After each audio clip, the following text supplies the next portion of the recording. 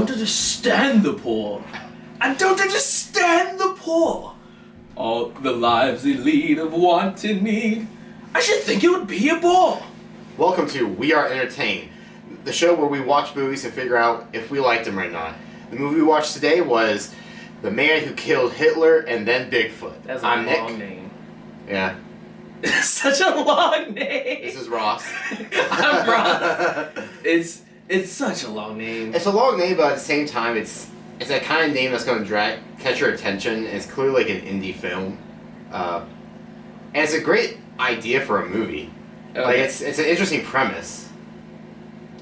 It is, in theory, like It did not come through in No, no. It's a fun name. Right. You called me. You're like, we're gonna watch this movie. I was like, yes, let's do that. That makes sense. That sounds like a movie I want to watch. And then we watch it. Right. And then it went on and on. The build-up's good. Like, you know, seeing his day-to-day, how he's rethinking the war and the flashbacks. It really works. It's like a PTSD type, because he has PTSD about it. So it's a great way of showing that and everything like that. But just, I'm more interested in him during World War II than his everyday old Manning. The worst part was him going against Bigfoot. Alright, so, quick synopsis. Synopsis. Old man. He was in World War II. Killed Hitler. Now he's being an old man.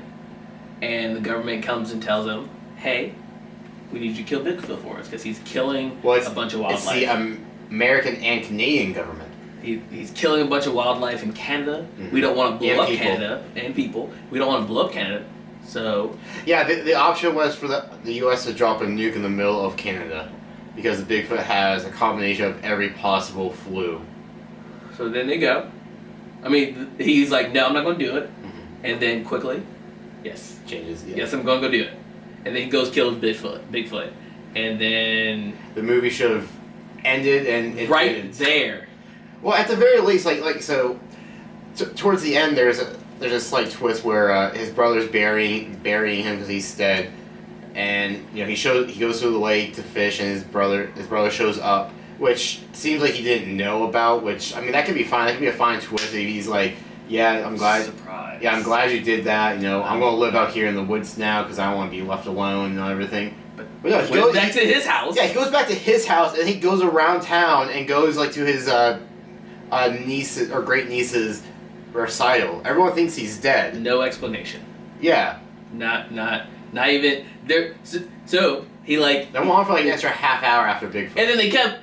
What was wild to me? Flashbacks of this girl who he liked before the war, and I guess he goes to the war and becomes jaded. I'm assuming. Well, he got PTSD from killing Hitler because he killed a person, and it wasn't just like, you know, across a field. It was right in front of him, you know, point blank range. So if he was so in love with this woman, why not go back to the States after everything's done and try to look her up? I think it's implied that because he comes back changed. So I think it's implied that he comes back and he doesn't feel like he'd be the same person as he was for her. And then, like, at the funeral, his brother also says that she died very young, which we never see. Because they keep doing flashbacks, which, again, it can work fine, especially like when he's sitting there like with a drink in his hand, just looking down, and it just goes to that. But they jump all over the place. It goes from him getting ready to kill Hitler to him, meeting up with a group, to him then right before killing Hitler. But then also like their first meet up, like him and the girl's first meet up, and then it goes to them on a date, then to him getting ready to be deployed, and then to killing Hitler, to then back to them on their first date. Yeah, them going on like their last date when he's getting ready to leave. It's just all over the place. Oh, and when he comes back too, like it just jumps all over the place. It doesn't really seem to connect properly. There was no structure. Right. There was no structure. It was a good movie. Mm-hmm. It was a good movie. There was no structure. The cinematography was amazing. It was. Yeah. And fucking Bigfoot was wonderful. I thought it looked super shitty. I love Bigfoot because I feel like that's what you would notice an animal, like just what Bigfoot would be. So and they don't make him big. And he comments that this isn't a Bigfoot. You know, he's not living up to his expectation, which is fine. You can do that, but at the same time, it clearly looked like they ran out of money, so got a cheap costume to throw this guy in. Oh. And we watched another movie with a weird French accent. The Indian dude with the French accent. Yeah, I didn't understand why he had. He said that. "Mon ami." Well, Indians in India, there's some parts of India that speak French. So he's not from that area. I've seen him in other stuff. Duh. But right. it's reasonable that an Indian man is speaking. Is speaking in a French accent. It's reasonable. It's bad though. It was bad. Yeah. I will say, though, Sam Elliott's performance was really good, because he's coming off as the guy who wants to be left alone, has these thoughts that are eating at him because he's getting towards the end of his life, and you buy that with Sam Elliott.